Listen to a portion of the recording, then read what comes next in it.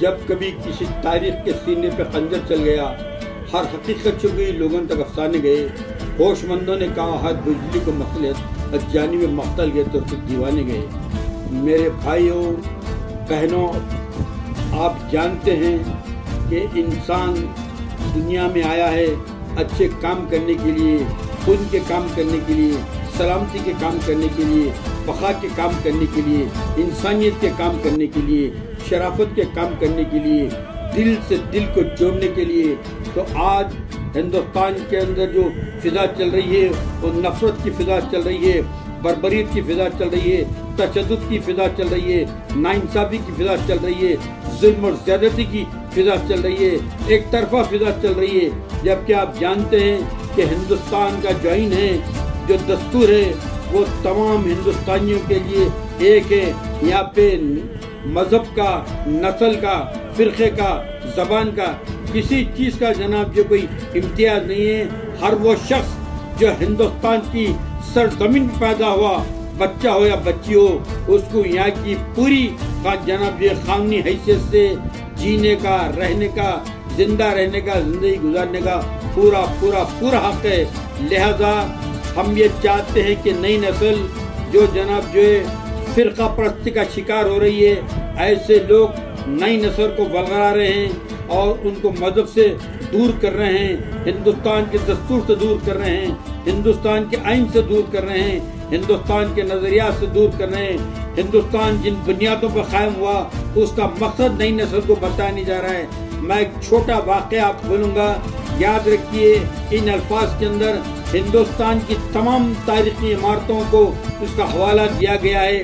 کیا آپ جانتے ہیں کہ 1947 سے پہلے، آزادی سے پہلے، جب جناب یہ کمیونزم کا دورہ تھا اور فرقہ پرستی زور پکڑ رہی تھی اور جلیان والا باغ کے اندر جناب جو ایسا منظر دیکھا گیا کہ آج تک بھی ہندوستان کی تاریخ اس کو دہراتی ہے۔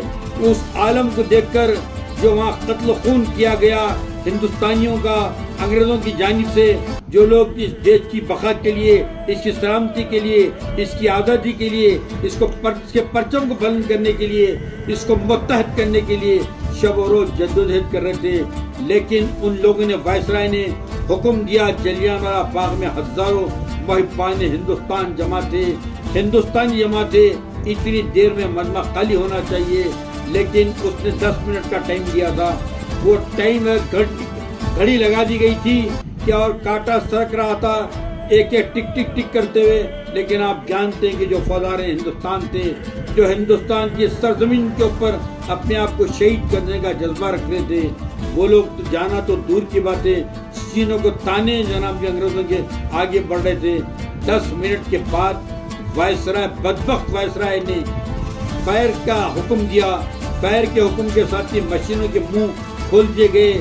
دیکھے تک جلیان والا باغ خون میں نہاتا ہوا نظر آیا۔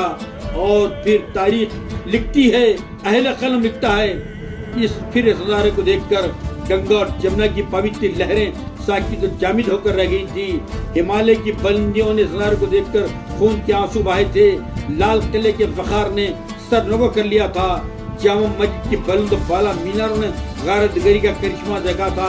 سارا پنجاب کرا اٹھا تھا اور اس کے جگر کے ٹکڑے ہو چکے تھے۔ پھر کیا تھا کہ سرحدیں بنا دی گئیں اور جو بھی ضعیف لوگ تھے ان کے جسم لرزنے لگے، جس طرح سوکھے پتے بھی کرتے ہیں ایسے وہ لوگ بکھرنے لگے۔ لیکن وہ ٹائم پہ ہم یہ داد دینی چاہیے، جتنا بھی ان کا احسان ادا کرو کم ہے۔ ایسے ٹائم پہ ایک شخصیت ابھری، ایک نام ابھرا، ایک تاریخ ابھری، ایک انسانیت کا پیکر، ہندو مسلم اتحاد کا جہدکار ابھرا، جس کا نام بابا قوم مہاتما گاندھی